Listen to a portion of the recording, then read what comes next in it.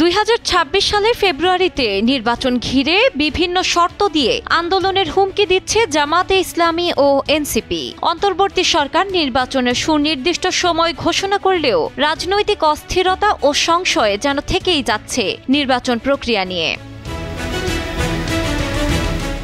দুই দলের নেতারা বলছেন একটি সাজানো নির্বাচন করার চেষ্টা চলছে। এছাড়া তারা নির্বাচনী ব্যবস্থায় আনুপাতিক প্রতিনিধিত্বমূলক পদ্ধতি চালুর দাবি তুলেছেন।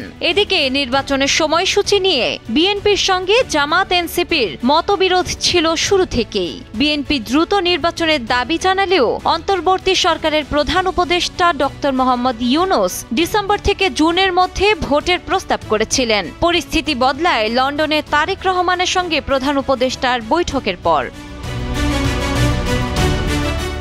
জামাত ও এনসিপি এই বৈঠক ও যৌথ বিবৃতিকে একতরফা সিদ্ধান্ত বলে অভিযোগ করে ক্ষোভ প্রকাশ করেছে। তাদের মতে এই সিদ্ধান্তে অন্য দলগুলোর মতামত উপেক্ষা করা হয়েছে।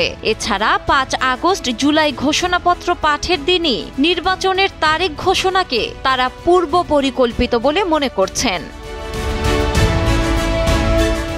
জামাত ও এনসিপি সূত্রে জানা গেছে তাদের শর্ত পূরণ না হলে তারা নির্বাচন বর্জন সহ রাজপথে আন্দোলনের ঘোষণা দিতে পারে। এমন পরিস্থিতিতে নির্বাচন কিভাবে প্রভাবিত হবে তা নিয়ে বিশ্লেষকদের মধ্যে দেখা দিয়েছে উদ্বেগ।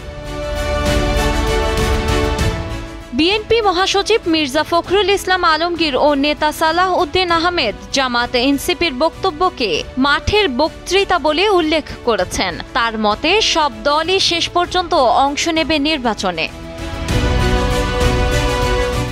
এদিকে সরকারের পক্ষ থেকে বলা হয়েছে নির্বাচন কমিশন রাজনৈতিক দলগুলোর সঙ্গে আলোচনা করবে। তবে রাজনৈতিক বিশ্লেষকরা মনে করছেন জামাত এনসিপির শর্ত বিএনপিকে চাপে ফেলতে পারে। এছাড়া নির্বাচনী পরিবেশ নষ্ট হলে সুযোগ নিতে পারে আওয়ামী লীগ, যার ফলে এটি আসন বণ্টন নিয়ে দর কষাকষির বিশেষ কৌশলও হতে পারে।